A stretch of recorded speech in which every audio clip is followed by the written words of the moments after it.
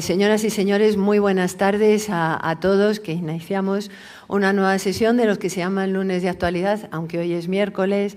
Está el Colegio Notarial de Madrid lleno y estábamos diciendo en broma que ha contraprogramado las ventas. Parece ser que hoy es la Morante. Bueno, pues tenemos aquí más afición que Morante. Bueno, y estoy viendo que además llegan auténticos taurinos. Bueno, ahora en serio, es un verdadero honor, una gran alegría tener en el Colegio Notarial de Madrid, en nuestros lunes de actualidad, al cardenal arzobispo de Madrid, don José Cobo. Muy buenas tardes, padre. Muy buenas tardes. Voy a comenzar, le conocemos muy bien, voy a comenzar haciendo una referencia a su biografía. Después, en realidad, va a ser una charla entre los dos, aunque inicialmente expondrá cuestiones que le interesa especialmente señalar. Bueno, pues don José Cobo nació en Sabiote, Jaén. Es licenciado en Derecho por la Universidad Complutense de Madrid. El 23 de abril de 1994 fue ordenado sacerdote. Desde el año 2023 es arzobispo de Madrid. Comenzó su ministerio pastoral como viceconciliario de las Hermandades del Trabajo de Madrid. Entre el año 1995 y el año 2000 fue primero vicario parroquial de San Leopoldo, posteriormente párroco de San Alfonso María de Ligorio, ambas parroquias en el barrio de La Latina. Por esta época también fue nombrado miembro del Consejo Presbiteral. En 2001 fue nombrado arcipreste de las parroquias que conforman el arciprestazgo de Nuestra Señora del Pilar, en Aluche Campamento. Participó en el segundo sínodo diocesano como miembro de la Comisión Permanente. En 2015 fue nombrado vicario episcopal de la Vicaría Segunda. Renovó como miembro del Consejo Presbiteral y fue nombrado miembro del Consejo Diocesano de Pastoral, cargos que desempeñó hasta su nombramiento episcopal. El 29 de diciembre de 2017 se hacía público su nombramiento como obispo auxiliar de Madrid. El 12 de junio de 2023 es nombrado arzobispo de Madrid. Por último, el 30 de septiembre de 2023, el Papa Francisco le designa cardenal. Desde el 5 de marzo de 2024 es vicepresidente de la Conferencia Episcopal Española. Y quería añadir que es cierto que se llaman estos ciclos lunes de actualidad y que el hecho del fallecimiento del Papa Francisco ha hecho todavía que sea más actual su presencia, pero que nosotros queríamos que estuviera aquí desde hace más tiempo. ¿Ahora se me oye? Sí, o sea, no hace falta. Perfecto. Con lo cual, ahora ya se me oye bien. Le vuelvo a dar ya las gracias. Le doy otras veces las gracias y le vuelvo a decir que es un auténtico honor. Tiene la palabra. Sí, ¿me oís así, más o menos? Bueno, pero me voy a poner aquí y así los que somos bajitos, pues se nos ve más. ¿Cómo no? Primero, gracias. Gracias por mil ocupaciones que tenemos y a estas horas, ¿verdad? El dedicar un tiempo para reunirse y también para escuchar. Yo creo que eso ya es un agradecimiento que ponemos delante de la mesa. ¿Por qué? Porque quizá y para cualquier miembro de la Iglesia el reflexionar sobre gente vocacionada, sobre el servicio a los demás en las estructuras del Estado, desde las responsabilidades que cada uno de ustedes tienen, pues también es una oportunidad preciosa para ejercer esa vocación de diálogo que continuamente la Iglesia y concretamente en estos años el Papa Francisco ha puesto encima del tablero. Vuestra labor, aunque a veces discreta y poco visible, es, y así entendemos y lo quiere ver la Iglesia, fundamental para la vida cotidiana, para la justicia, para la paz social y para la dignidad de las personas. Yo creo que también venir aquí es entender que no sois simples técnicos de la legalidad, sino mediadores entre el derecho y entre la vida de las personas, que eso es lo importante. Por eso vengo aquí también entendiendo y queriendo dialogar con la función pública, con esa preciosidad que tiene, que es la vocación de servicio, y que es una veta de diálogo con toda la vida de la Iglesia. La doctrina social de la Iglesia nos recuerda que toda función pública está orientada al bien común. Esto significa que ponemos las propias capacidades al servicio de todos y, cómo no, al servicio de los más necesitados. Por eso entendemos que vuestra tarea no es simplemente gestionar cosas o aplicar reglamentos, sino vivir la profesión con conciencia ética y con sentido humano. Y como también decimos en la Iglesia, con alma, es decir, rescatando la vocación más íntima, el anhelo más íntimo que a lo largo de vuestra vida os ha traído hasta aquí. Ahora vivimos un momento especial, y lo comentábamos en la entrada, y que tiene un poco el motivo de esta reflexión, ¿no?, que luego se transformará en preguntas. Pero hablamos de esperanza en un momento justo cuando se provoca un cambio en la vida de la Iglesia, que hemos vivido con gran sorpresa, os confieso. Cuando nos dicen que el Papa Francisco, justo cuando parecía que se recuperaba, pues cuando nos cuentan la muerte de un papa, pues ya estábamos acostumbrados a los procedimientos, a los procesos. Pero os confieso que en la vida de la Iglesia nos hemos llevado una gran sorpresa. ¿Por qué? De repente, que es una pregunta que tenemos encima de la mesa y que también nos traslado, de repente la expectación gigantesca que ha generado tanto la despedida al Papa Francisco como la despedida y la acogida a alguien que no sabíamos quién iba a ser. Pocas veces la Sala Estampa había dado tantas acreditaciones para prensa. Pocas veces, como dicen los grandes publicistas, ¿qué hacéis en la Iglesia para tener a toda la humanidad pendiente de una chimenea? Efectivamente, eso es una pregunta. ¿Qué ha pasado aquí para que de repente suscite una expectación que no estábamos acostumbrados? Quizá es una herencia también y un legado del Papa Francisco, que ha sido capaz de, y ese es el último regalo que nos ha hecho, después de convulsiones, después de una pandemia, después de tiempos revueltos, después de un mundo en guerra, después de muchas decepciones en la vida pública, de repente plantea un año como una necesidad y como un anhelo, el jubileo de la esperanza. Y pone a los creyentes y a los hombres y mujeres de buena voluntad a la expectativa de la esperanza. Una esperanza que la presenta como caminable para todos. Y hemos entendido, y es la primera reflexión que hago, que el Papa Francisco ha acercado a la Iglesia incluso a los no creyentes. Y ha ejercido un lenguaje de acuerdos, de puntos de conexión con otros planteamientos, reconociendo que en la Iglesia no tenemos, es verdad, el monopolio del sentido, pero reconociendo que tenemos mucho que aportar a nuestro mundo. Y hay mucha gente que se ha sentido interpelada. Por eso, cuando el mundo miraba aquella chimenea, no simplemente estaba mirando ¿y quién habrán decidido estos?, sino que entendimos algo que comprendí justo antes de abrir aquella ventana, porque es impresionante cuando estás en el Vaticano y ves la ventana por dentro. Cuando sales del cónclave y que no te encuentras, pues no tenía ni idea. Dirá, habrá algunas aquí, ya se habrán enterado y vendrán algunas, porque estábamos totalmente aislados. Pero cuando sales y te encuentras todo lo que había allí de gente, que se había llenado en una hora, vamos, ni los grandes conciertos, de grandes cantantes, y aprendimos una cosa que comentábamos antes de que el Papa saliera a la ventana.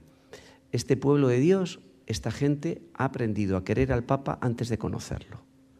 Lo importante no es, en todo caso, quién, sino lo importante para este pueblo de Dios es la esperanza de quien va a ser un referente y va a ser un punto de encuentro. Luego aportará sus especificidades, las líneas, pero allí se vio aquello. Eso es un signo de esperanza. Cuando hablamos de esperanza para la Iglesia, cada persona tiende a proyectar sus propias expectativas. Cuando hablamos nosotros en la Iglesia de esperanza, algunos sueñan con recuperar la influencia social del pasado, cuando en Europa el cristianismo conformaba mayoritariamente la cultura y las instituciones. Otros, es verdad, que cuando hablamos de esperanza en la Iglesia, desean una Iglesia más moderna, mejor adaptada a los valores dominantes, buscando mayor sintonía con las sensibilidades actuales. Están también quienes consideran que ya se ha cedido demasiado y lo que quieren es recuperar la solidez doctrinal y de prácticas tradicionales que consideran que está muy debilitada. Hay quienes anhelan una comunidad más pequeña pero mejor identificada, donde la existencia cristiana se viva con mayor identidad. Y también, cómo no, están los que esperan una Iglesia más centrada en la justicia social, en el servicio de los pobres. Estas distintas visiones reflejan no solo distintas comprensiones de la Iglesia y distintas prioridades de despliegue del Evangelio, sino que también son diagnósticos sobre la situación de la Iglesia en el mundo actual y también propuestas de renovación. Este proceso lo vivimos en un momento donde la realidad de Europa y en España está experimentando, y esto no tengo que insistir en ello, una transformación cultural profunda que nos afecta directamente a la vida eclesial. El catolicismo ha dejado de ser el marco de referencia dominante que durante siglos configuró la sociedad.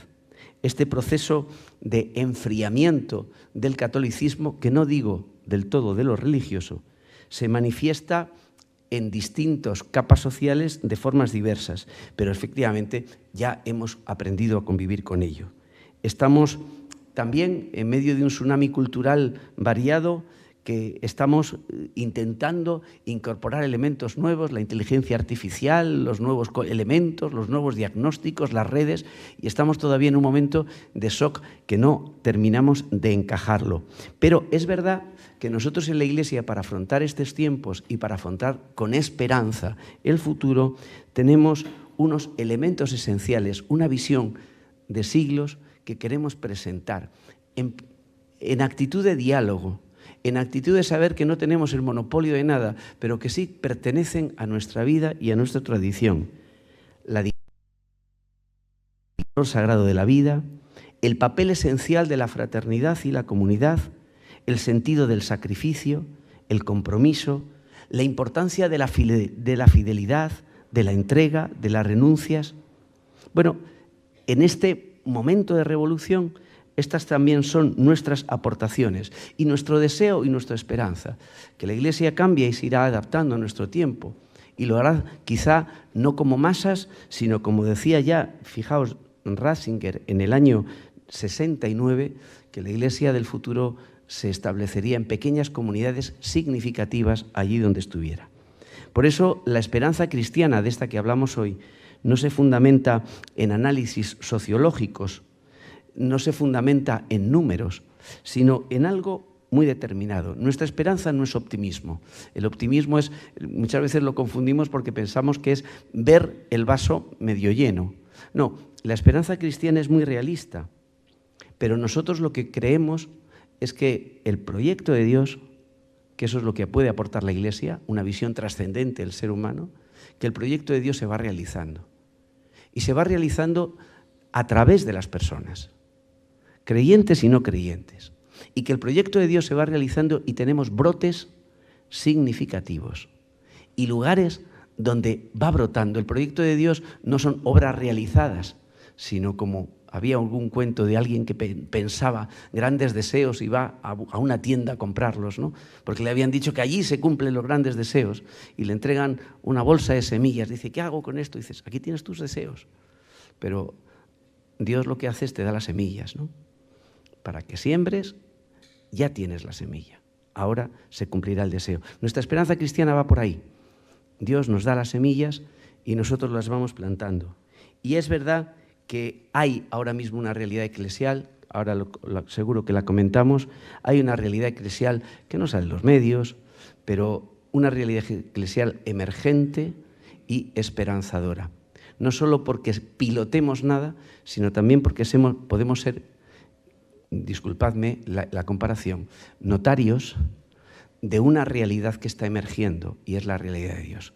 Y si algo puede hacer la Iglesia ahora mismo es ser notaria del cambio y de la esperanza a un mundo que tiene demasiados profetas de desgracias y a un mundo donde hay demasiada gente que nos subraya lo oscuro, lo negativo, la maldad del ser humano, y quizá entre ese bosque no nos dejan ver la preciosidad y la grandeza del ser humano. Y con esto termino. Nuestra actitud eclesial para ver la esperanza, quizá hemos de aprender un valor muy del Evangelio, el ejercicio de la humildad eclesial. La Iglesia está aprendiendo a caminar con menos seguridades humanas, pero a confiar más en la acción del Espíritu, más en el Espíritu y menos en las estrategias. Y así lo hemos visto en este sínodo, Luego os lo contaré, pero es significativo que 133 personas distintas podamos rápidamente llegar a un consenso tan grande, ¿no? Yo les digo a los curas, nosotros ni en la elección de un arcipreste tardamos tan poco.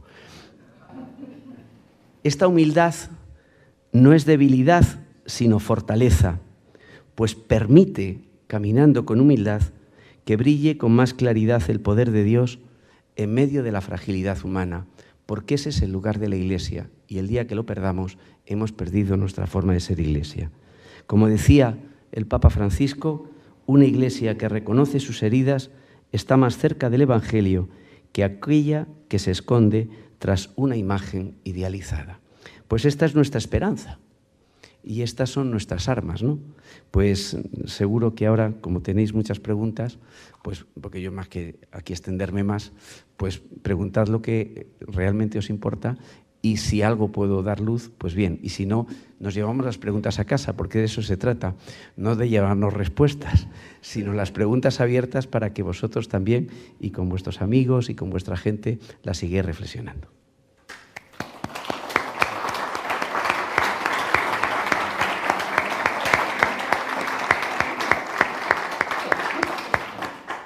Muchas gracias.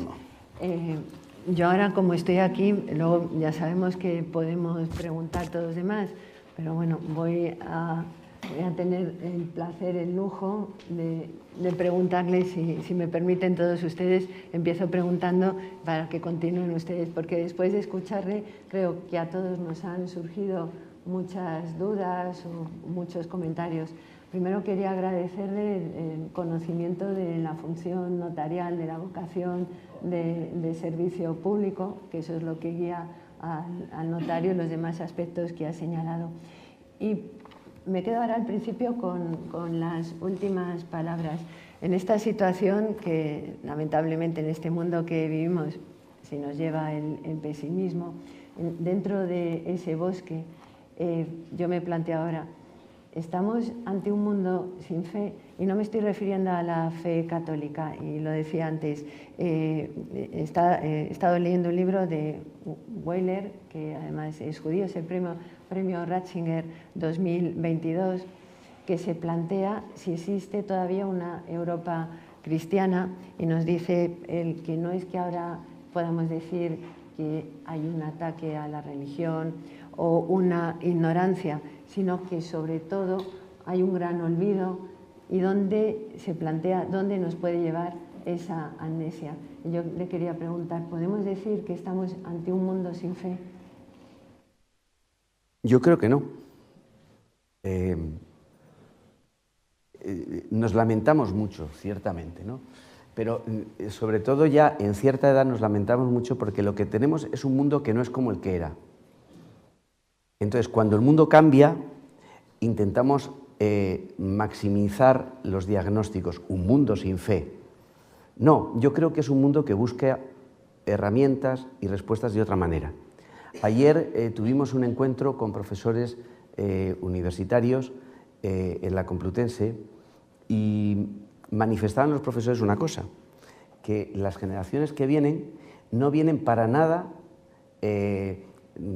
beligerantes con la fe. El problema es que nadie les ha contado nada. Y el problema es que ahora las generaciones vienen con un deseo de que alguien les dé una palabra que dé sentido. Luego, efectivamente, no es la fe católica que nosotros esperábamos o que nosotros vimos en un tiempo, o que algunos en la universidad veíamos como enfrentamiento, ¿no? Aquí están los unos y los otros, y se vivía con cierto enfrentamiento, ¿no? Yo recuerdo la Facultad de Derecho que quemaba los carteles y ponían unos un cartel, ayer lo comentábamos, te quemaban el cartel y luego venían los otros y quemaban al día siguiente el otro cartel. Y bueno, y ahí se expresaba que había unos con fe, yo no sé lo que era, pero ahora mismo yo veo que nuestras generaciones jóvenes vienen con un deseo de que alguien le explique el sentido de la vida. Veo a gente mayor, a gente que ha pasado curtida la vida después de mucho tiempo, que están deseando que alguien hable con ellos y les dé sentido de lo que están pasando. Y esa es la función de la fe, esa es la fe para los creyentes.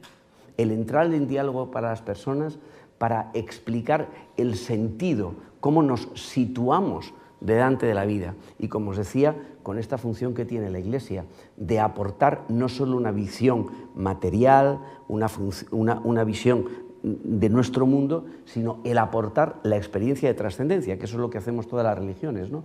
Y yo creo que eso es la sed que tiene todo el mundo. Os puedo decir una cosa, ahora mismo en Madrid tenemos alrededor gente joven que está sedienta y buscadora, muchísimos, mucho más que en otro momento.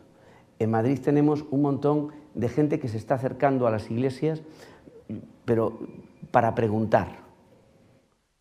Tenemos centros de escucha en un montón de sitios por todo Madrid y es gente que viene a preguntar, a ser escuchada y a que alguien le diga una palabra de ánimo.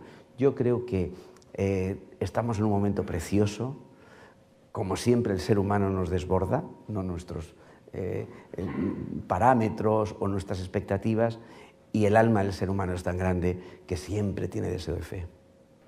Los que estamos en contacto diario con las personas, e incluyo también a los notarios, sabemos lo que es el ser humano, vemos también sus necesidades y la Iglesia, por supuesto, supone una forma también de atenderlas. Y enlazo con esto, por supuesto que vamos a hablar de León XIV y además todos los demás, claro que pueden preguntar, pero en esta conversación yo me estaba planteando, ¿cuál cree que son los principales objetivos también desde el punto de vista social de la Iglesia?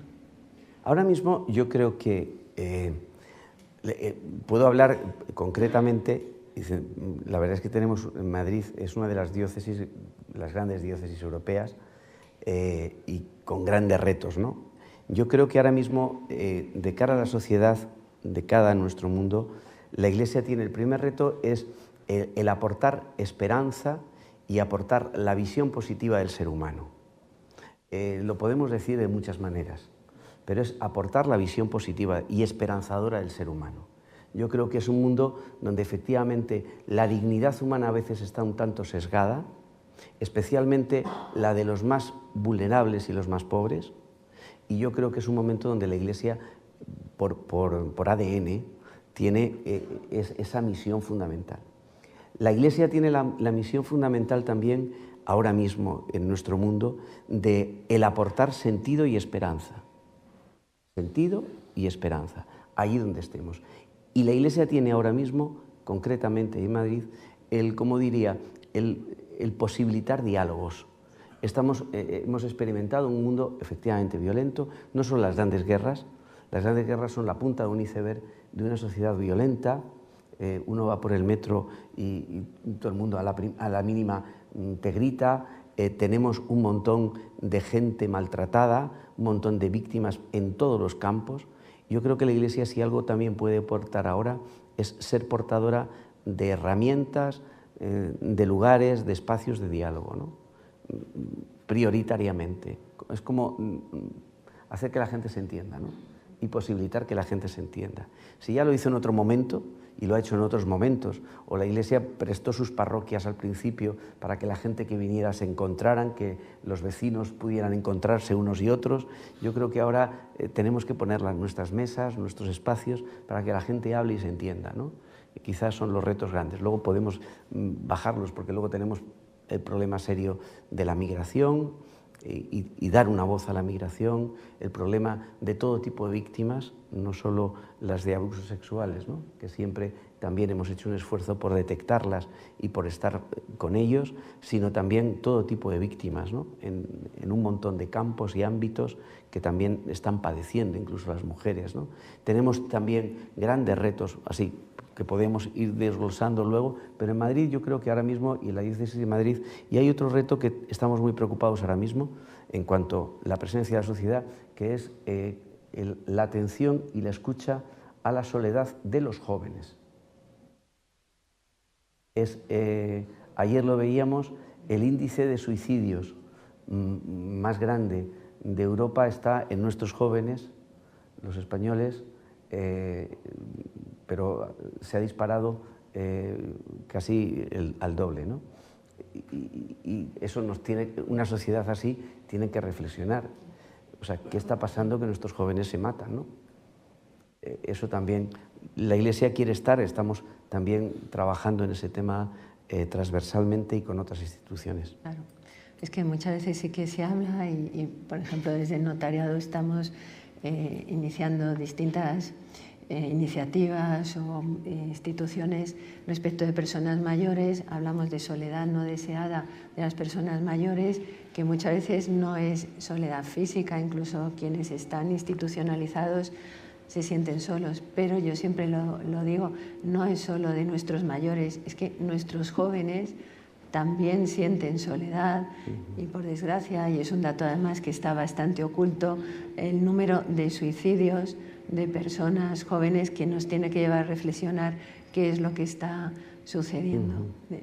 Porque sí que es de los datos que nos llevan al pesimismo del que hablábamos si nos queremos dirigir hacia el pesimismo. Pero es verdad que hay datos muchos también para la esperanza, y hemos visto, y uno magnífico es el acuerdo inmediato, rápido, para que tuviéramos Papa, para recibir el mensaje de Habemus Papa, y la fumata blanca, que es algo, no sé, yo creo que los que se encargan de marketing y demás estarán diciendo cómo es posible que tantas personas en el año 2025 estén pendientes de una chimenea y que sale un humo blanco.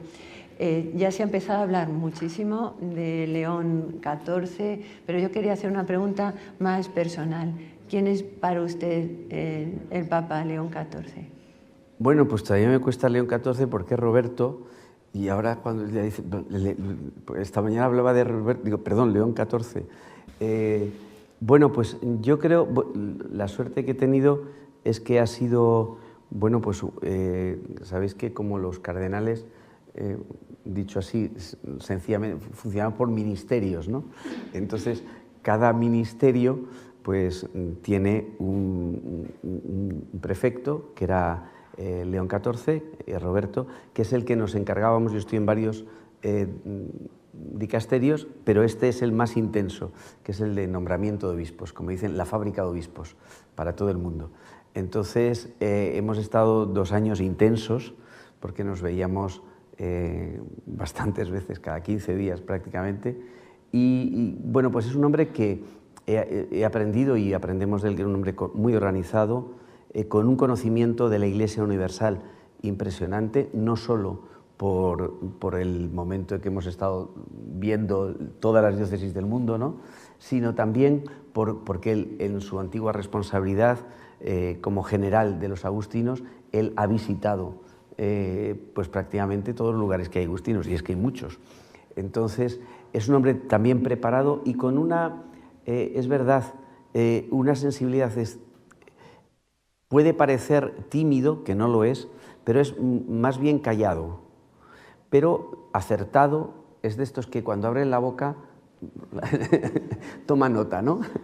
Pues algo así, es muy acertado. Y luego es un hombre también que crea buena relación. No nos hemos encontrado un jefe, sino era alguien muy sencillo, con el que poder tomar un café, con el que... Por eso me extraña, yo cuando le veo ya de blanco, y cuando sale de blanco, además es que en el cónclave lo tenía enfrente, o sea, estábamos así en las mesas y él estaba enfrente, o sea que no me perdí ni un gesto de los que hizo. Y cuando lo ves de blanco, pues ya cambia un poco, pero bueno, ahí lleva todo su recorrido, ¿no? Y además muy bonito porque cada uno se identifica con algo. Como es un hombre, es muy poliédrico, pues uno que sí es misionero, otro que sí es de Norteamérica, otro que sí ha estado en Perú, otro que sí ha estado en el dicasterio y ha trabajado en la curia. Pues dice, oye, pues qué completito que puede unificar un poco a todos. Y él sabe la ilusión que ha generado y me imagino que él lo tiene que notar, ¿no? Eso es lo que se padece. Claro, porque cuando un papa ve las expectativas de repente que hay sobre uno personalmente, pues eso sobrecoge inmensamente, ¿no? Entonces, por eso casi todos los mensajes que recibía es no estás solo, no estás solo, ¿no? Vamos adelante, o sea que... Ya que note que no estás solo. Hubo una reunión privada y en lo que se pueda decir que él comentó a los cardenales, es lo que ha trascendido, que en esa reunión dijo id y, ¿se puede decir ese y qué era? Sí, bueno, es muy conocido. Secretos no hay, ¿eh? No creáis que muchos secretos en esto, ni siquiera en el cónclave. Pero... nos reunió al día siguiente, eso sí es verdad que es tradicional, que después del cónclave el nuevo Papa reúne a los cardenales un poco pues para agradecer y luego también para dar pistas. Es muy curioso que él aquí repitió o desarrolló algo que él hizo en las congregaciones. En las congregaciones los cardenales cada uno vamos hablando durante un tiempo, ¿no? Es como un tiempo determinado donde, bueno, haces un canto al viento, o sea, es un poco los retos de la Iglesia y aportar pistas para un perfil que tiene que tener el nuevo Papa. Él ya lo dijo antes y él en esa reunión lo que expresó un poco fue lo que él ya había apuntado en las congregaciones, que a fin de cuentas es algo que está diciendo estos días. Yo entiendo que en la cadena del papado no son setas que van saliendo. O sea, el Papa, en la Iglesia, todos somos eslabones de una cadena. Y el eslabón de una cadena se tiene que apoyar en la parte anterior para poder conectar con otra. Él lo que empezó a decir es que efectivamente hay reformas, hay planteamientos, hay siembras ya en la Iglesia que ha hecho el Papa Francisco y que él va a continuar, porque él lo ha descubierto y ha trabajado con él, ha sido parte de su equipo. Entonces, él planteaba, ya hay pasos que están dados, ya hay líneas de fuerza, como es el trabajar el tema de la sinodalidad, el trabajar el tema de la fraternidad como oferta para nuestro mundo, el trabajar también todo el tema de la religiosidad popular y de la atención a los más vulnerables y a los más pobres. Es decir, él da una serie de datos diciendo, en esto vamos a seguir trabajando. Y luego ya él apunta el por dónde tiene que ir la Iglesia. Y él lo primero que dice es, no lo voy a decidir yo solo. Vamos a ir trabajando en la sinodalidad, con las conferencias. Él quiere potenciar equipos colegiales también en la estructura vaticana. El paso que quedaba, que eso no le ha dado tiempo tampoco a Francisco, ha sido el aplicar también una estructura más sinodal, de más grupos, de más consensos en el propio Vaticano, ¿no? Entonces, eso es la línea que él también apuntaba, el Consejo de Cardenales, alguna estructura nueva, ¿no? O sea que eso fue lo que apuntó, con lo cual nos quedamos muy tranquilos, pero nos dijo, aquí hay mucho trabajo por delante, ¿no? Y dentro de ese trabajo, ¿habría algunas medidas más urgentes o más prioritarias que él haya podido expresar o que usted crea que son de la Iglesia, no por supuesto de Madrid, sino... Tenemos que darle tiempo, porque primero está la fase de que se te pase el susto. Y cuando se le pasa el susto, la segunda fase no es que lo que él quiera hacer, sino tiene que empezar a consultar y a conocer. Y después, lo bueno del papado es que un papa representa un papado y representa también toda una tarea y toda una labor de escucha de muchas iglesias, ¿no? Entonces, él va a regalarnos la escucha a las iglesias y va a regalarnos que los pasos, yo entiendo que en otra estructura uno da pasos y todos los demás los refrendan. Él lo que ha querido, que también es un proceso que viene del Vaticano II, lo que hacemos es escuchar más bien al pueblo de Dios y ayudar a recoger los cambios que el pueblo de Dios propone, ¿no? Y en esa actitud es la que Él nos quiere colocar, más bien una actitud de escucha. Y luego también es verdad, Él está muy preocupado, porque lo ha vivido muy de lleno, es la necesidad de lo que significa el continuar con la reforma de la estructura del Vaticano, una reforma difícil porque son estructuras de hace 1000 años, y entonces el continuar con esa reforma y continuar con una línea de trabajo que yo creo que todos tenemos, que es en la Iglesia, cómo responde la Iglesia a los grandes retos del mundo contemporáneo, no los de hace 20 años, sino a los actuales, a todo el tema de los cambios climáticos, a todo el tema de inteligencia artificial, a todo el tema de las corrientes migratorias y al tema fundamental que él dijo en la ventana, el tema de la paz. Él apareció, la primera aparición que hizo fue deseando, pidiendo e implorando la paz en el mundo, porque sí es muy consciente que ahora mismo ese puede ser de los elementos más desestabilizadores para la humanidad, ¿no? Bueno, sus primeras palabras, es que le voy escuchando y cada vez me van surgiendo. Ha mencionado el Concilio Vaticano II. ¿Sigue vivo? Más de lo que pensamos. En la Iglesia los cambios se hacen muy lentos. Eso a veces nos exaspera, diciendo, Dios mío. Pero ¿saben por qué? Porque los cambios que se hacen en los papeles son muy rápidos, pero no calan. El hacer que una generación cale y asuma el cambio es muy lento. Yo me he educado en el Concilio Vaticano II y todavía entiendo porque la generación que me educó no entendió el concilio. El concilio introdujo una brutalidad en la vida de la Iglesia, que cuando lo vemos otras iglesias que no han tenido concilio, lo entendemos. Y es que introdujo a la Iglesia en el mundo, no por encima del mundo. Es decir, esto era, en la historia de las religiones esto era brutal, ¿no? O sea, la Iglesia y la religión es una burbuja donde el fiel se refugia contra el mundo o ante el mundo y vuelve al mundo con la anestesia.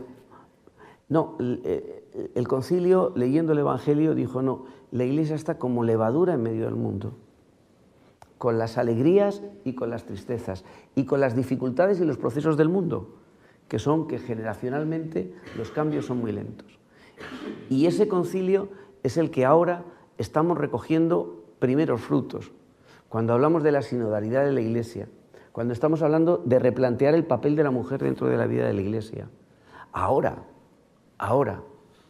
y todavía todo lo que cuesta. Cuando estamos hablando de el asumir una Iglesia no masiva, sino comunitaria y significativa, eso ahora es cuando lo estamos viendo, ¿no? Y eso es gracias a aquel concilio, ¿eh?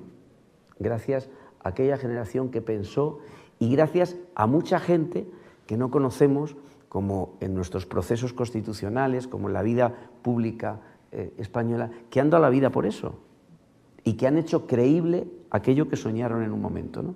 Y que ahora recogemos, pues en la vida de la Iglesia sucede igual.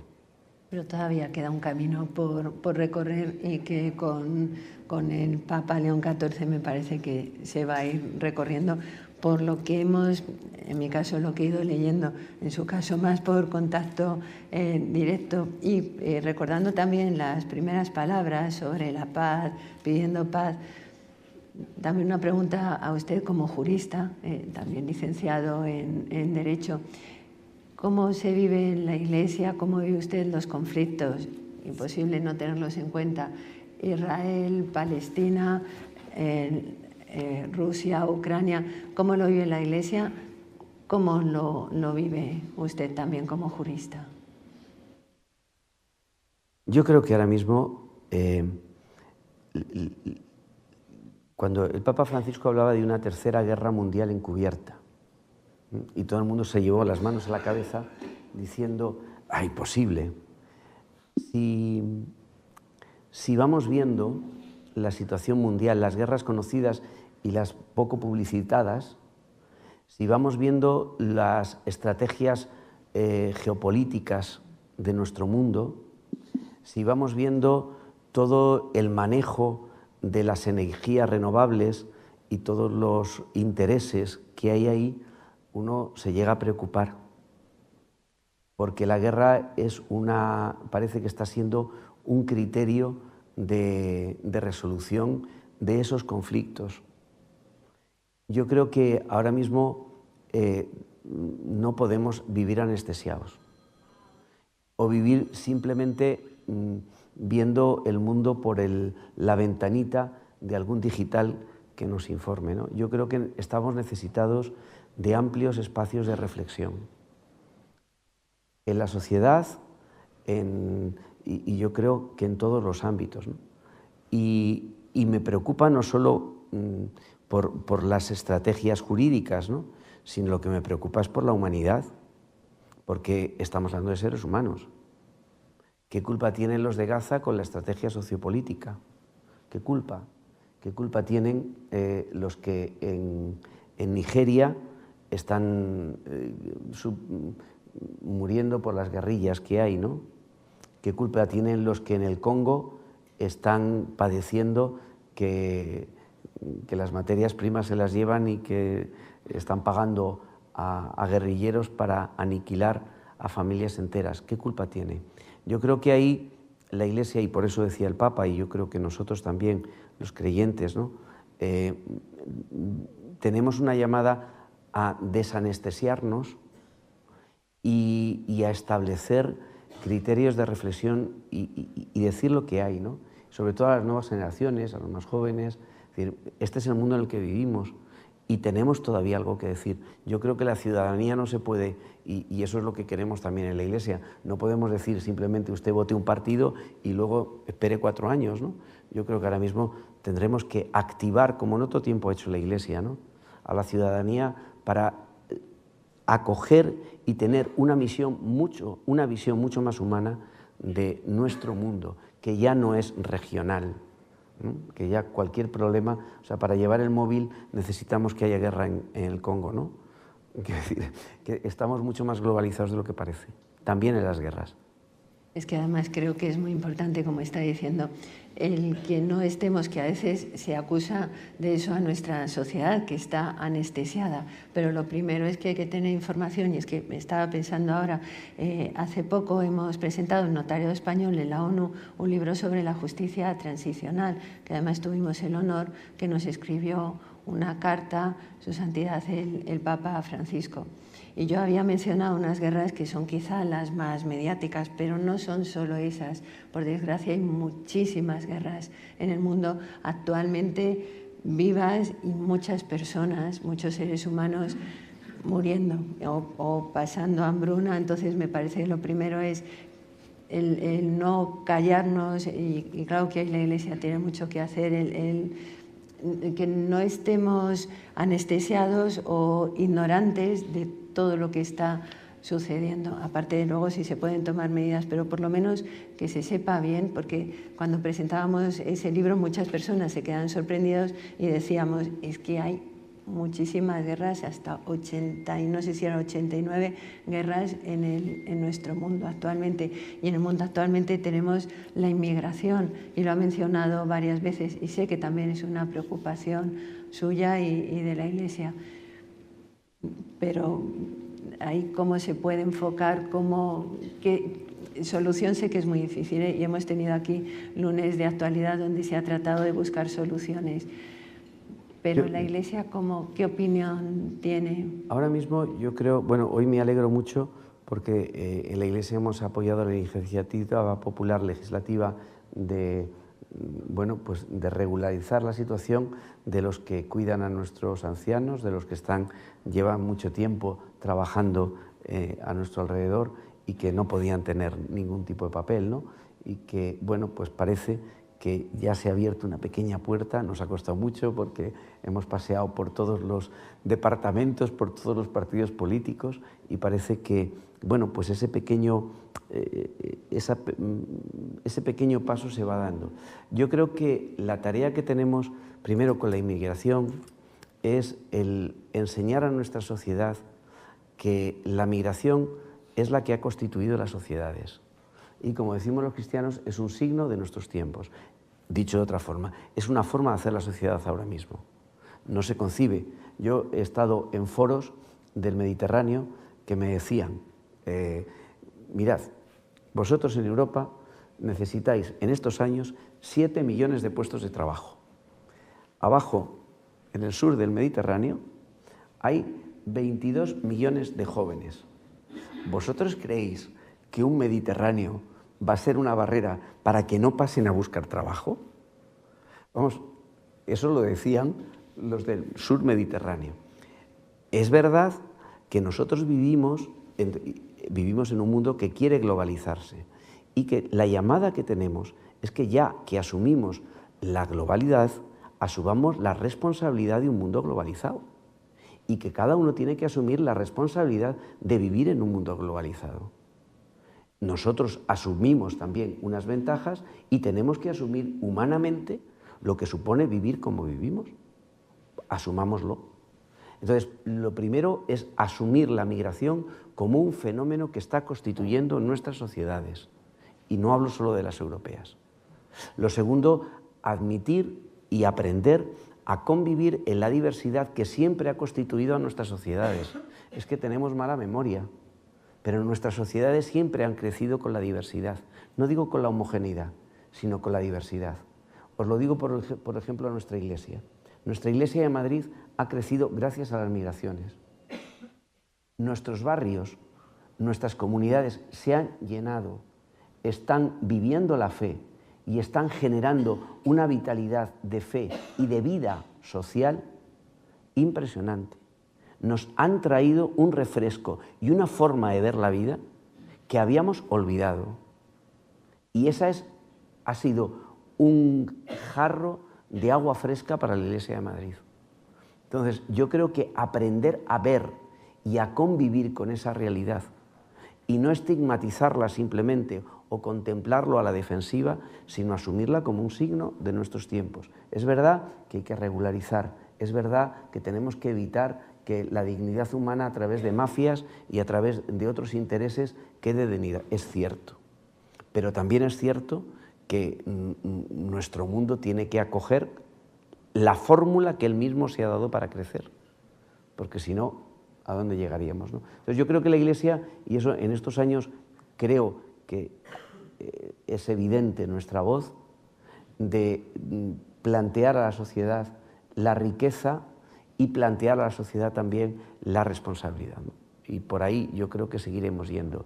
Y luego en la Iglesia sí tenemos fórmulas concretas de acogida, estamos presentes, tenemos ahora mismo unos corredores humanitarios que hemos creado, hemos generado corrientes de coordinación entre diócesis de África con diócesis españolas. Es decir, vamos dando los pasitos que podemos, ¿no? No resolvemos el problema, pero bueno, vamos de alguna forma sembrando soluciones. Y yo ahora ya, porque si no se van a enfadar conmigo, pero es que no tengo que hacerle unas preguntas. Quiero decir, no era necesario todas estas preguntas, no sabía que se iban a formular, no habíamos preparado absolutamente ninguna, pero sí que quiero preguntar, y esto antes en un momento estaba hablando con él, le decía que estoy leyendo un libro de Javier Cercas, El loco del mundo, El loco de Dios en el fin del mundo, y plantea que para un creyente es esencial la vida eterna, creer en la vida eterna, y él plantea además que va a hacer una encuesta al Papa Francisco. El Papa Francisco dice que el reino de Dios hay que empezar a crearlo en la tierra, y yo le pregunto, Padre, ¿qué es la vida eterna para usted? Perdón, le he preguntado que qué es la vida eterna para él. ¿Cuánto tiempo tengo? Yo por mí ya no voy a preguntar más. Resumo rápido. Si lo tuviera que decir en una homilía, lo diría de otra manera, ¿eh? Pero yo creo que entendemos muy bien la vida eterna con una clave que todos entendemos, que es la clave del amor. Yo creo que cuando Juan, y cuando tiene que resumir San Juan el Evangelio, lo que viene a decir es: Dios es amor. Y eso lo entiende todo el mundo. No hace falta pertenecer a ninguna tradición para entenderlo.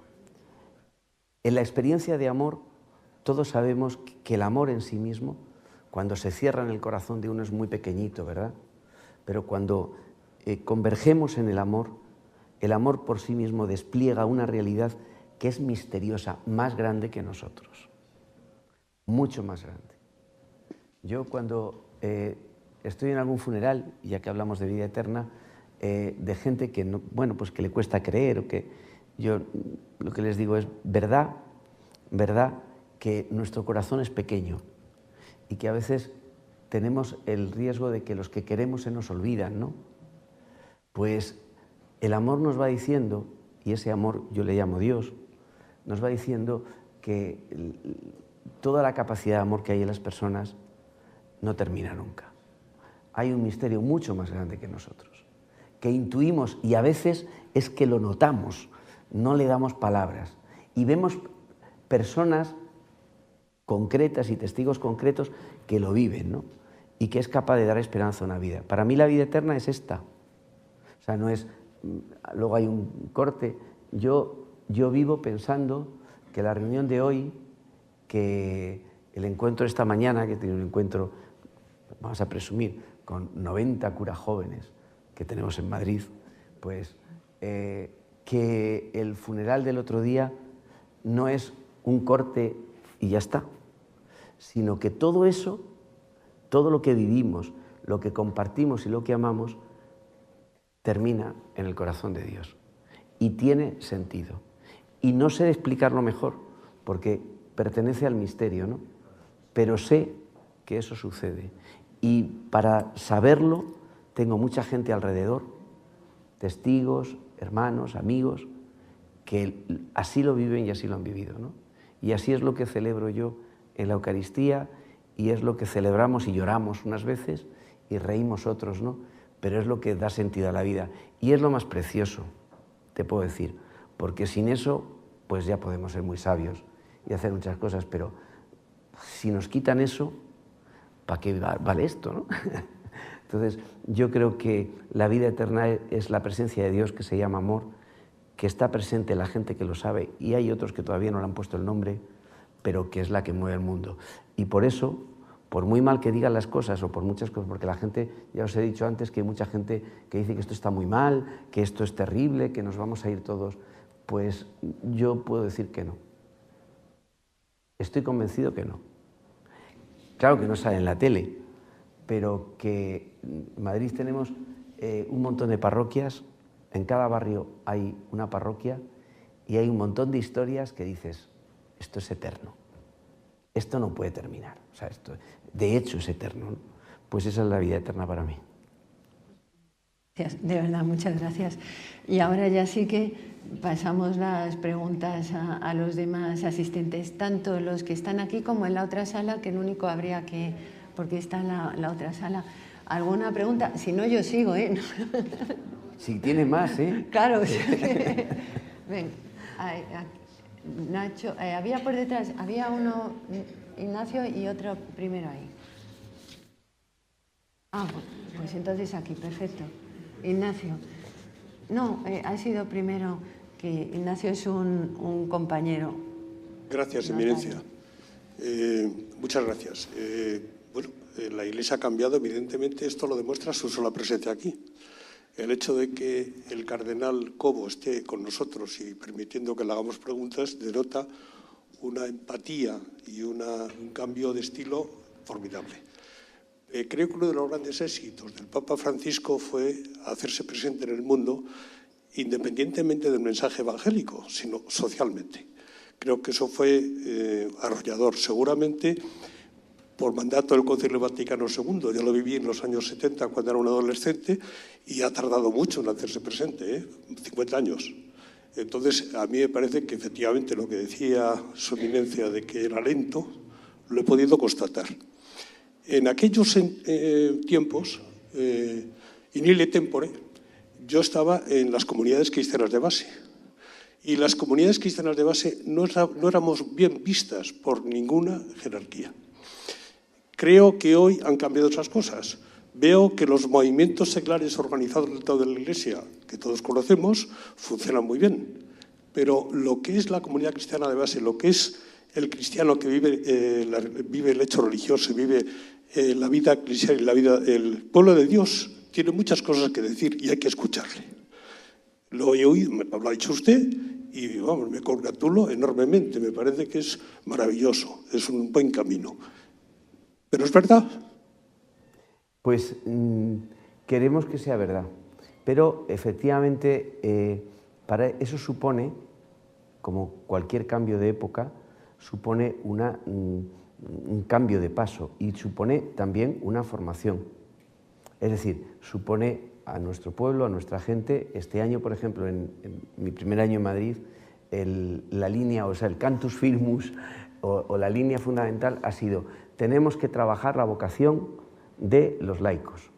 Dicho de otra forma, cuando alguien está en una parroquia, porque hablamos, yo creo que en Madrid, abro un paréntesis, en Madrid tenemos una suerte, permitidme que farde un poco, que está bien, pero tenemos una suerte increíble, y es la cantidad de lugares donde hay comunidades, dicha de una forma u otra. Yo me voy a un pueblo, me voy a Oslos, que hay 14 habitantes, y hay 4 señoras que son las que cuidan la iglesia, las que preparan a la niña que viene para la primera comunión, las que sacan a la Virgen, las que mantienen la fe allí, y es una comunidad, y son las que están manteniendo la fe allí. Pero yo me voy a Villaverde y hay un montón de comunidades, y me voy a Vicálvaro o me voy a la Castellana. Siempre encuentro un grupo, una comunidad que intenta vibrar.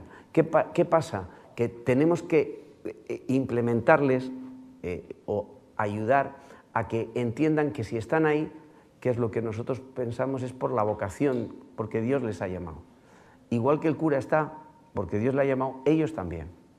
Y tienen una responsabilidad. Quizá en estos años lo que hemos intentado, porque éramos muchos y todo funcionaba muy bien, como que la gente en nuestro pueblo de Dios iba un poco a rebufo, ¿no?, a lo que le decían.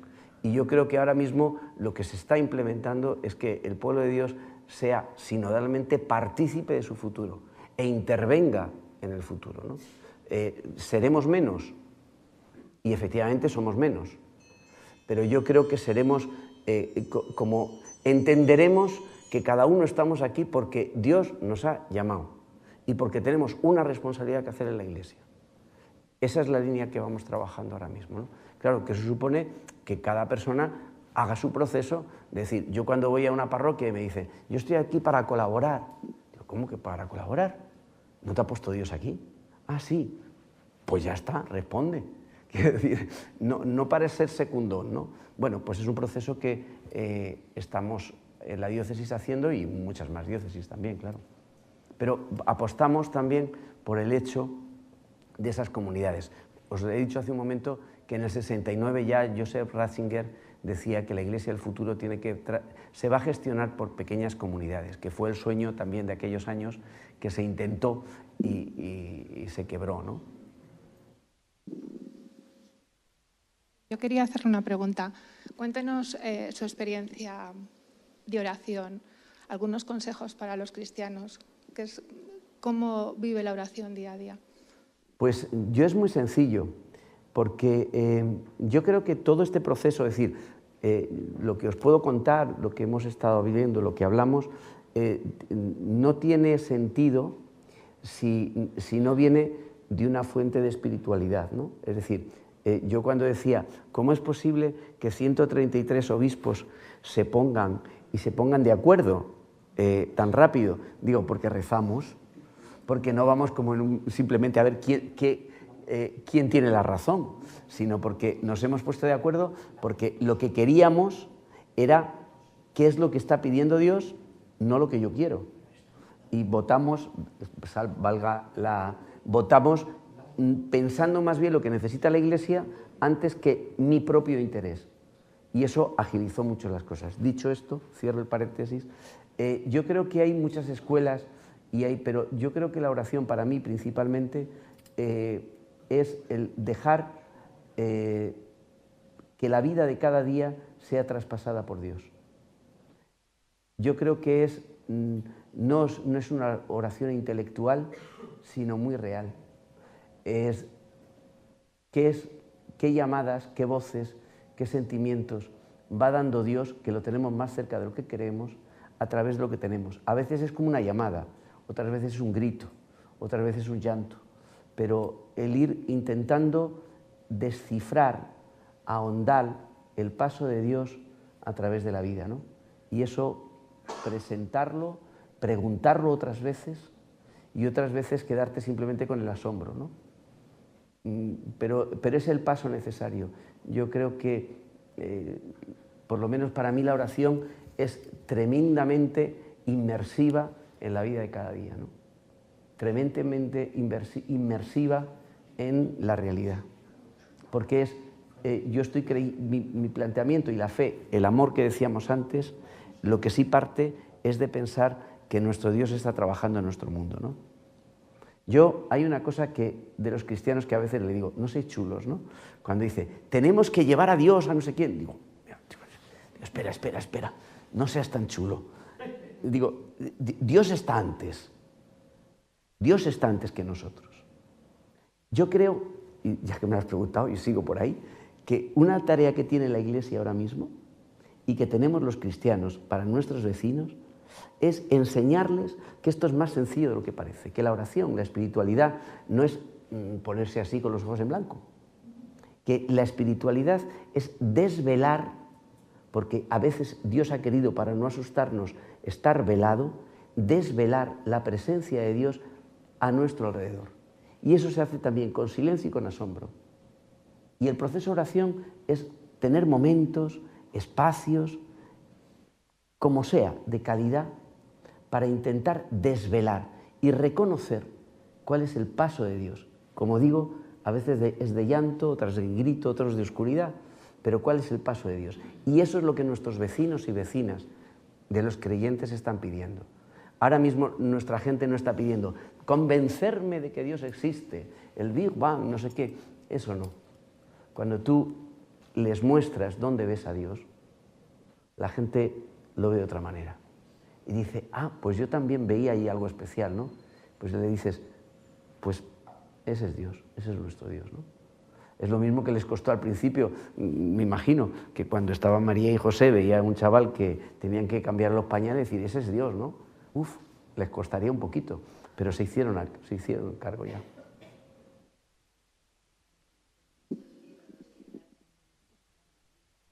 Que Dios existe con pruebas, se supone, empíricas. Son muy buenos, pero cuando ya estás convencido. Claro. Quiero decir, por eso. Si no, vosotros, yo creo, a las generaciones jóvenes, nosotros yo he estado muchos años en una parroquia y hemos estado con mucha gente joven, ¿no? Cuando estás con la gente joven, tú plantéales el Big Bang. Ahora mismo el diálogo es decir,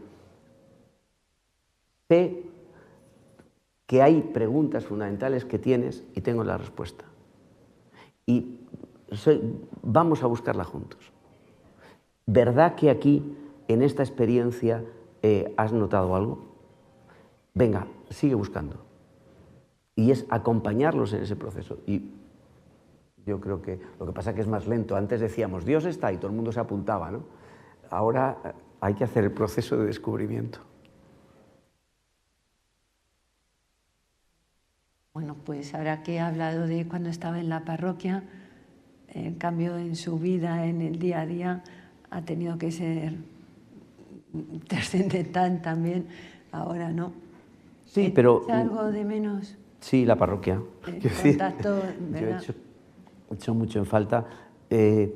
Yo creo, bueno, pues también es verdad que cuando uno entra en la clave del servicio, y eso sabéis mucho, ¿no? Pero en la Iglesia también tiene una implementación mayor, el destino no lo va eligiendo uno, ¿no? Sino, bueno, pues también te lo van haciendo.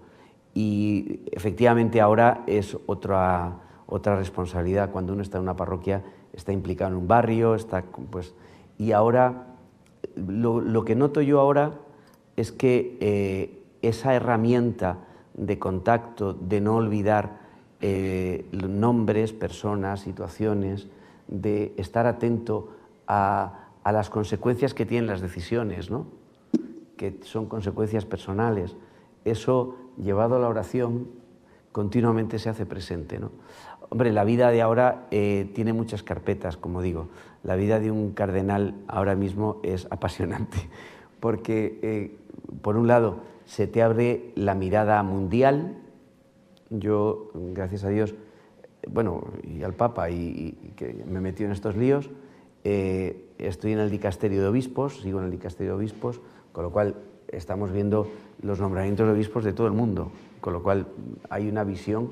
Estoy en el dicasterio de laicos, familia y vida, que es todo el mundo de las asociaciones, pues que eso es otro elemento también.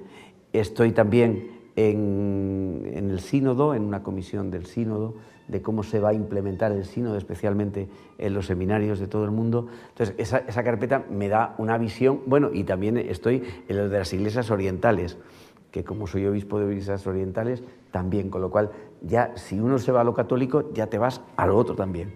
Entonces, es apabullante, pero es precioso, porque es una mirada grande. Luego tengo la carpeta, la otra que es la de Madrid, que es también preciosa, pero aquí hay algunos que lo conocen bien, pero es Madrid. Es apabullante, pero la Iglesia de Madrid, perdonad, como dice el arzobispo, no suena mal, pero la Iglesia de Madrid tiene unas posibilidades impresionantes. O sea, por mucho que diga, no, la Iglesia está muy mal, digo, pues a mí no es verdad, no es verdad. Es verdad que no somos la Iglesia de hace 50 años, es verdad. Es verdad que tenemos de todo, como en cualquier familia, y que hay una diversidad enorme, es verdad. Pero que tiene vida y que tiene algo que decir a los vecinos y vecinas, eso es verdad. Y eso estoy muy orgulloso de colaborar. Y esa es la carpeta que soy, igual que decía antes del Papa, yo soy consciente que la Iglesia de Madrid no la llevo yo. Es una...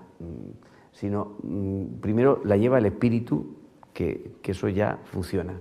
Y después yo creo que sí hay grandes equipos de laicos, hay grandes equipos, aquí tenemos los delegados de 3, quiero decir, hay gente muy buena que está trabajando y está entregando la vida para que el Evangelio y esto tenga... Entonces yo estoy muy contento con eso, ¿no?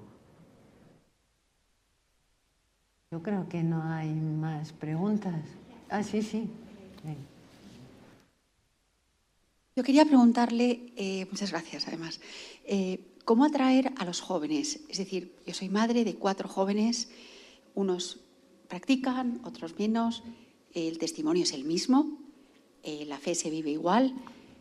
¿Por qué unos se quieren enfrentar a ese amor de Dios y por qué otros no? Ya sé que quizás no es el momento o no ha llegado su momento, pero hay tantos jóvenes que luchan contra o viendo la misma realidad. Cada uno le llega su momento y cada uno lo hace a su forma. En la Biblia no hay 2 experiencias iguales. Si nos vamos de los profetas hasta el final, como los discípulos de Jesús, ¿no? En el Evangelio, cada uno venía de su padre y su madre y cada uno tuvo su momento. Entonces, yo creo que la Iglesia, la función que tenemos para los jóvenes es tener siempre la puerta abierta y sin filtros. Que vean una puerta abierta donde cualquiera en cualquier momento puede entrar. Y eso lo entiende todo el mundo.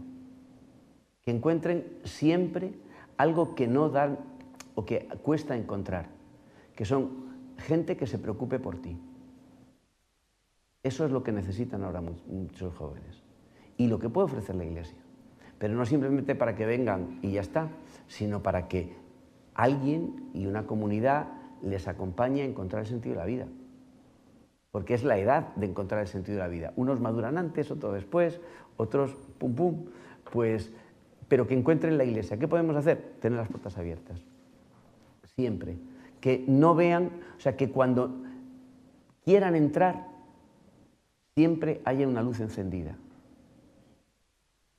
No le digan, no, es que ahora no me interesa, es que ahora no, es que ahora no estás casado, es que ahora no sé qué, es que ahora vienes con esto. No, no, vente. Yo me imagino en el Evangelio, recordamos seguro la parábola del hijo pródigo, ¿no? El que está y el padre que está fuera esperando a los dos, incluso al que tenía dentro, que se había ido pero no había entrado del todo, ¿no? ¿Qué es lo que se pide a la Iglesia? Que sea como ese padre, que esté siempre ahí diciendo... Y eso, la Iglesia no hablo de los curas, hablo de vuestras familias, hablo de los creyentes, estéis donde estéis, porque la Iglesia, y esa es la ventaja que tenemos, no se hace con templos, se hace con personas. Entonces, bueno, pues siempre una puerta abierta. Y yo creo que tenemos lo mejor, que es ofrecer el sentido de la vida y ofrecer a Jesús, que es la experiencia que hemos tenido, ¿no? Bueno, pues por ahí es la postura que tenemos, ¿no? Y también es una postura que nos hace dialogar con muchísima gente, que es lo que necesitamos ahora. O sea, el creyente ahora mismo tiene la capacidad de diálogo con muchos, en un mundo que no quiere dialogar, pero podemos hacerlo, ¿no? Y yo me veo dialogando con gente de distintas confesiones, de distintas procedencias. Podemos dialogar. Esa es la puerta abierta, ¿no?, que siempre van a ver. Carlos. Sí, Monseñor ha hablado, y no había oído muchas veces eso, que una de las intenciones y propósitos del Papa actual es el logro de la paz, y que por encima, siguiendo, no por encima, sino en la vía que había manifestado y que había ejercido el Papa Francisco, que era, por una parte, salvar el planeta. Luchó como pudo y con mucho más de lo que muchos lucharon en el mundo por la conservación de la naturaleza. Y por otra parte, trabajó para la inclusión de todos, y por tanto yo creo que la Laudatio y la Fratelli Tutti las va a mantener. Pero yo pregunto si además de eso, un Papa como el actual, que por lo que sabemos ya de su biografía, tiene una característica, que es ha estado con todos y con cada uno, porque resulta que es descendiente de españoles, descendiente de franceses, ha vivido en la pobreza y en la dureza de Chicago, en la situación allí. Después se ha ido a unas tierras verdaderamente difíciles en el Perú, en contacto constante con los indígenas, etcétera. Entonces yo creo que el Papa, la idea de qué es la paz, lo que hay que lograr, lo va a lograr en virtud del recuerdo que hace también al tomar el nombre, León XIV, y la referencia ya a la Rerum, pues si lo que busca no solamente es el dar ejemplo, sino lo que busca es la gestión. No es que un Papa vaya a rebajarse a ser un simple hiperstarter, o sea, un simple negociador, pero que sí sea una persona que donde llegue dice las cuestiones se resuelven entendiéndose, hablando y nunca matando. Entonces, yo pregunto, de todas esas vías con las que cuenta el Papa y que seguro va a ejercer, ¿cuál es la que cree que puede ser más positiva para el futuro y para la cristiandad? Muchas gracias. Sí, yo creo que es una preocupación. Cuando él elige el nombre, nos sorprendió a todos, porque cuando dijo Leone, todos diciendo, ¿Leone? ¿Quién es Leone? Y entonces dijimos, León. Él elige el nombre porque León XIII vivió una situación importante, toda la industrialización, todo el cambio de la Iglesia con el mundo obrero, o sea, hubo un momento de inflexión social donde la Iglesia aprendió a dar palabras y a ejercer procesos, ¿no? Bien, pues esa es la sombra que se proyecta sobre León XIV. En un mundo violento, en un mundo con muchas guerras, él quiere, y también lo ha proyectado hablando de la paz, que la Iglesia, bueno, pues pueda ofrecer vías de paz. Efectivamente, en la Iglesia Católica, en concreto el Vaticano, siempre ha mediado y siempre se ha establecido discretamente, porque los grandes mediadores no tienen que salir en los más media, discretamente como instrumentos de diálogo y de negociación, ¿no? Pero, efectivamente, yo creo que él va a desplegar medios, y no solo medios, sino también doctrina y planteamientos y pistas de situación para el ir acogiendo la paz y para ir dando un mensaje de buena noticia y de esperanza para la paz. Yo creo que esas han sido las mezclas que él ha querido implementar ahora mismo, ¿eh? Sí. Sí, muchas gracias. Cuando vuestras eminencias se reúnen allí en Roma, los 133, en esas congregaciones, no se animan los unos a los otros, pero con fuerza, para incrementar el papel de la mujer en la Iglesia, porque me parece que es algo absolutamente necesario y urgente. Basta ir a cualquier parroquia de Madrid, que las conoce vuestra eminencia mucho mejor que yo, para darse cuenta de quiénes son la mayoría, y no solamente la mayoría, sino la calidad.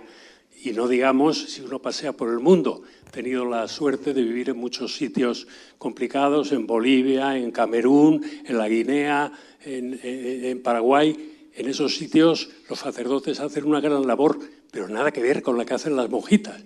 Las hermanitas es impresionante. Yo creo que ha llegado el momento, y me gustaría saber cuál es la posición de vuestra eminencia en relación con este tema y cuáles son sus perspectivas de que efectivamente esto pueda ser una realidad pronto, como en otras iglesias, en que efectivamente la mujer tiene un sitio preeminente. Lo vemos cuando Trump se pelea con la jefa de la iglesia evangélica en Estados Unidos o en el Reino Unido. Pienso en Inglaterra. Pienso que ahí hay que dar un paso muy grande, pero vuestra eminencia sabe mucho más que yo. Gracias y perdón que me he alargado mucho. Los 133, gracias a Dios, no pensamos lo mismo. Es decir, de los 133 hay unas sensibilidades muy distintas, también muchas edades, ¿eh? Entonces, eso es una muestra de lo que significa en la Iglesia y lo que significa el ir haciendo transformaciones lentas y más consensuadas que impuestas. Entonces, eso ya nos da una pista de cómo hacer transformaciones. Dicho esto, con la diversidad que tenemos en la Iglesia y con las distintas sensibilidades que tenemos también en la sociedad, hay que entender que y yo creo que tenemos que pujar no solo en la Iglesia, sino en toda la sociedad. Todavía nos queda mucho, ¿eh? Todavía nos queda mucho. Y en la Iglesia más. Vamos con un poquito de retraso, pero también nos queda. La postura, me hablaba de mi postura. Yo creo que vamos un poco rompiendo hielos, ¿no? La idea en la Iglesia de Madrid ha sido desde el principio no solo maquillar ni hacer un porcentaje, ¿no?, que no llegaría a nada, sino visibilizar lo que ya existe. Nosotros, de los equipos de gobierno, bueno, aquí tenemos una delegada, y ahí hay otra. Pues es que no la he visto, pero tenemos... estás allí, bien. Pues quiero decir, los equipos de gobierno no solo son de clérigos, ¿no?, sino que en el seminario hemos introducido ya equipos de formación también con mujeres. En las parroquias estamos intentando, y es la formación que estamos haciendo, que también los laicos tengan una función de responsabilidad directa dentro de la parroquia.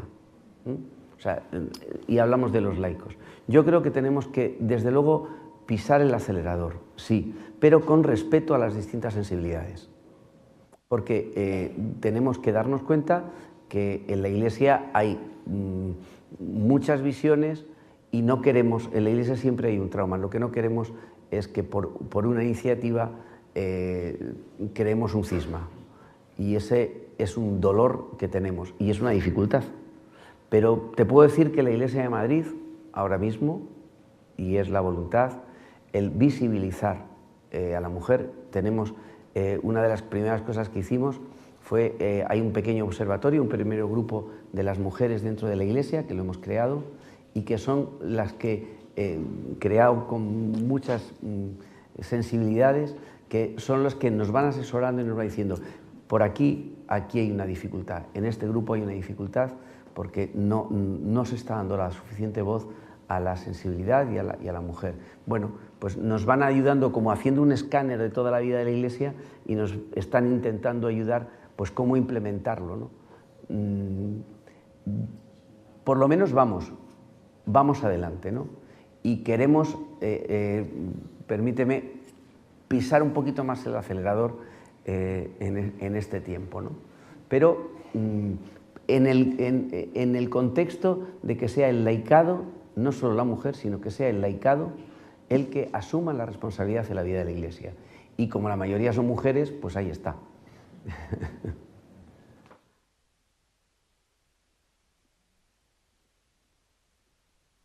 Yo creo que ya... Tenemos que agradecer a su eminencia la magnífica claridad donde nos ha expuesto toda la doctrina y entre ellas incluso entrando en el interior de la Iglesia con las distintas corrientes. Pero sucede una cuestión y es que hay corrientes dentro de la Iglesia, pero también hay corrientes dentro del cristianismo. Esas corrientes son más difíciles de lograr. Todos los papas han intentado establecer comunicaciones y se llevan siempre de buen grado con las demás religiones cristianas. No hablamos ya de las religiones no cristianas. Pero, francamente, es difícil que haya muchos cardenales Newman que se pasen a la Iglesia Católica y que vivan la fe desde el punto de vista de la Iglesia Católica. Es muy difícil. ¿Qué espera usted que puede suceder? Estoy seguro que el actual pontífice hará lo mismo. También se queda con unas buenas relaciones magníficas con todas las iglesias cristianas, por supuesto.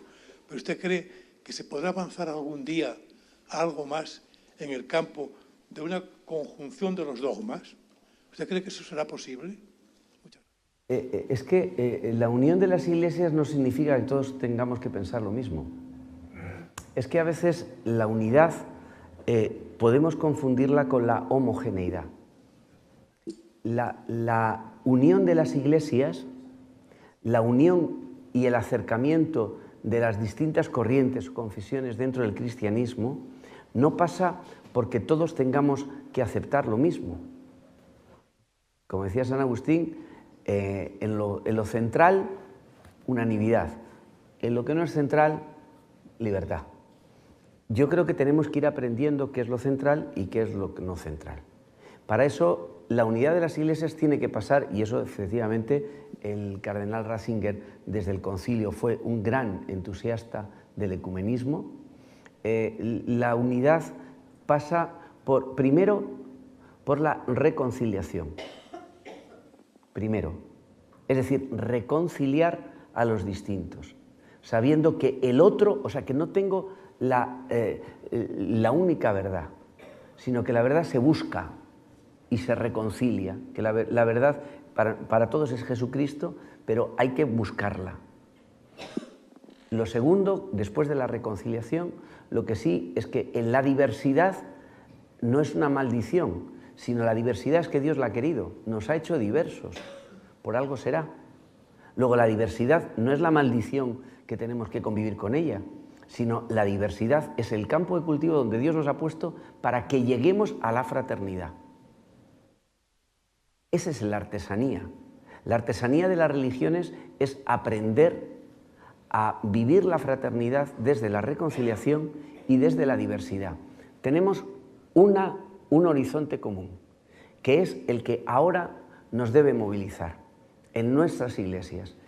Y la iglesia cristiana no es mirarnos al ombligo, mirarnos cada iglesia o cada sección o línea dentro del catolicismo, mirarnos al ombligo y decir cómo supervivo yo, sino para la unidad y para la fraternidad hay un objetivo común, que es la misión. ¿Qué es lo que Dios quiere? Vuelvo a decir, nosotros hemos elegido un papa porque hemos pensado lo que Dios quería, no lo que yo quería. Y ahí la fraternidad sigue adelante. Yo creo que las iglesias lo que nos va a unir es aprender a vivir en la diversidad y sabiendo que nos encaminamos a una misión común, y es dar esperanza a este mundo y hacer que la dignidad humana se entienda. Cuando estemos todos ahí, la fraternidad será posible. Pero hay un problema.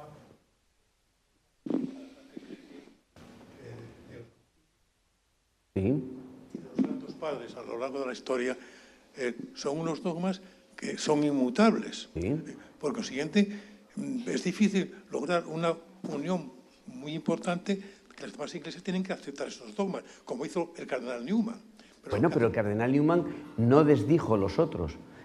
Lo que hizo fue poner mesa para todos y acercar. ¿Dónde coincidió? Buscó los puntos comunes. La antropología, puntos antropológicos comunes, misión común, es ir buscando los puntos de unión.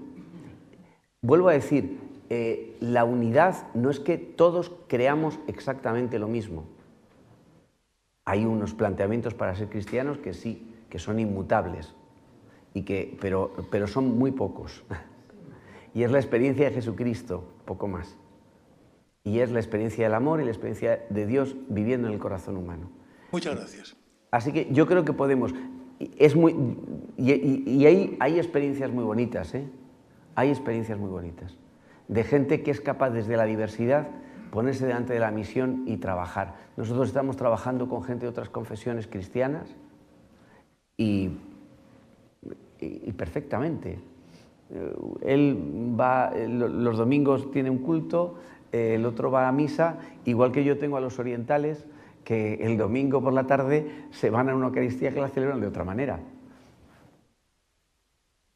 El fondo es el mismo. Yo creo que otra más y ya terminamos, porque seguiríamos escuchándole, pero creo que ya estamos Otro día, abusando. otro día, sí. Así que otra más y gracias. Ignacio, sí. Yo quería preguntar, estos problemas actuales como la falta de vocaciones o la recomposición de la mujer en el ámbito eclesial, ¿qué influencia pueden tener en cambios litúrgicos? Bueno, se ha planteado en el sínodo, cuando hubo el sínodo de la Amazonía, se planteó tangencialmente, ¿no? Es decir, el que haya menos sacerdotes, el que haya... puede tener, pero ya se han dado respuestas. ¿Qué respuestas se han empezado a dar? Primero, el que se puedan celebrar, como en algunos lugares, como en muchos pueblos de España, nos vamos a Teruel o nos vamos a zonas que tienen menos gente ahora mismo, litúrgicamente se entiende otro tipo de celebración que puede llevar un laico, una celebración de la palabra, donde se reparte la Eucaristía, son celebraciones de la palabra con reparto de la Eucaristía en presencia del laico y en ausencia de sacerdote. Eso ya está hecho, ¿eh? Es decir, esa modalidad ya se ha empezado a hacer. La falta de sacerdotes no va a tener tanta influencia litúrgica, por lo menos aquí en Madrid, todavía no, ni se ha previsto, ¿no? Sí, en otros lugares, estuve el otro día pues, con uno de los obispos que están en la Amazonía y bueno, pues tienen que dar respuestas nuevas, ¿no? Y la liturgia es la expresión de la vida de la Iglesia. Pues van aprendiendo a dar respuestas nuevas. Pero la falta de sacerdotes ahora mismo en Madrid, o la disminución, puedo decir que en Madrid tampoco no nos podemos quejar. El otro día se ordenaron 11, es una maravilla, ¿no? Y tenemos 22 que están en el propedéutico para el año que viene. Bueno, pues la falta de sacerdotes no repercutirá en ese sentido en más reformas litúrgicas, ¿no? Porque yo creo que la liturgia que tenemos es suficientemente viva y amplia, ¿no? O sea, la liturgia es un camino bastante ancho, que cada comunidad va aportando también lo que tiene. Pero más allá de las celebraciones, lo que decía de la ausencia o la presencia de laicos, ya está prevista. Y de hecho, en España se está realizando con cierta asiduidad, ¿no? Yo conozco pues, en Ávila, en Segovia, en Teruel, quiero decir, ya hay muchas diócesis que lo están practicando. Pues eso, yo creo que tenemos que agradecerle todo el tiempo que nos ha dedicado, su claridad, cómo nos ha expuesto todo. Seguiríamos lo que he dicho antes preguntando, pero lo vamos a dejar para otro día. Muchas gracias de corazón de parte de todos. Gracias. No, yo gracias a vosotros, de verdad, que el que hayáis escuchado es una maravilla. Ha sido un honor.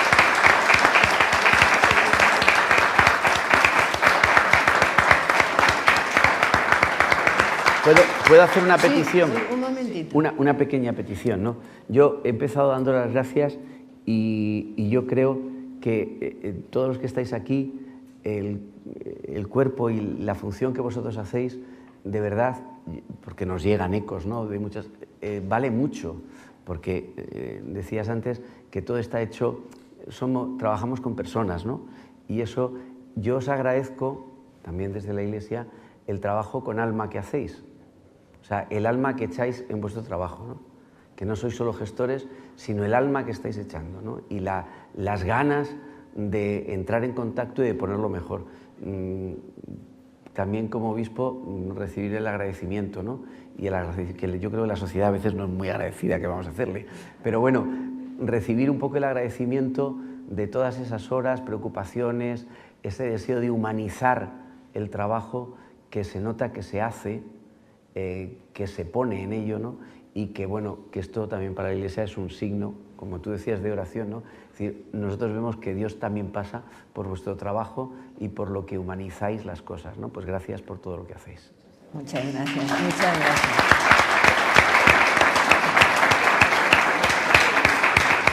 Bueno, yo quería muy brevemente solamente recordar que el próximo, vuelvo a decir, lunes de actualidad, aunque va a ser un martes, será el 17 de junio. Mes 6, junio. La gestión de las catástrofes en España. Y contaremos con el general Javier Marcos, jefe de la UME, Julián Núñez, presidente de SEOPAN, y Rafael Ferrandiz, que es el ex jefe de bomberos del Ayuntamiento de Madrid, que estuvo al frente de los bomberos en el desgraciado 11M y también durante la pandemia.